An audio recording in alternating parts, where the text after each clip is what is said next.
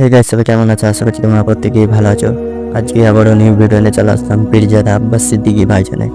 চলো বেশি কথা না বাড়িয়ে পীরজাদা আব্বাস সিদ্দিকী ভাইজান কি বললেন তিনার বক্তব্যটা শুনে আসি। চলো ভিডিওটা স্টার্ট করি।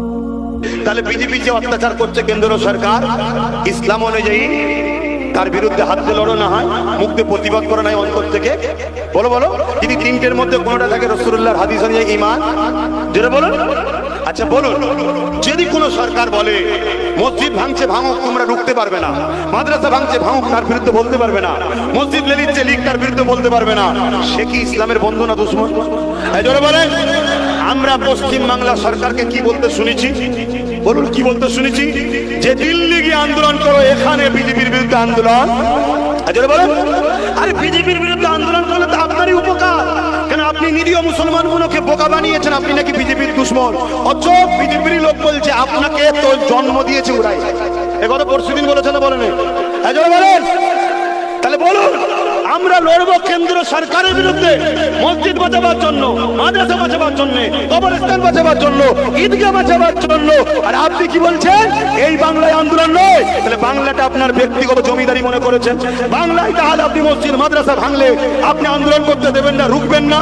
আপনি নিজে বোল্ডোজার দিয়ে দুর্গাপুরে মাদ্রাসা ভাঙলেন, আপনি নিজে 32টা মাদ্রাসা বন্ধ করেছেন, আপনি ফুরফুরার মতো মাদ্রাসায় শিক্ষক বন্ধ করে দিয়েছেন, আপনি 13 বছর হলো মাদ্রাসা শিক্ষক নিয়োগ বন্ধ করে দিয়েছেন, আপনি বলেছেন কোরআন শেষ হয়ে যাবে, আমার উন্নতি শেষ হবে না। আপনি এই সমাজে আমার মসজিদ মাদ্রাসা দিন ইসলামের দুশ্মনী করেছে না করেন? এই রাজ্য সরকার করেছে না করেন?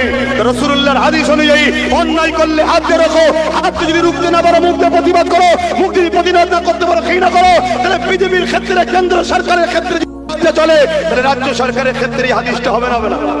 তাহলে হাত দিয়ে অন্যায়ের বিরুদ্ধে প্রতিবাদের দরকার আছে না নাই? যদি হাত দিয়ে না পারো মুখ দিয়ে প্রতিবাদের দরকার আছে না নাই? যদি মুখ দিয়ে না পারো অন্তর দিয়ে ঘৃণা করা দরকার আছে না নাই?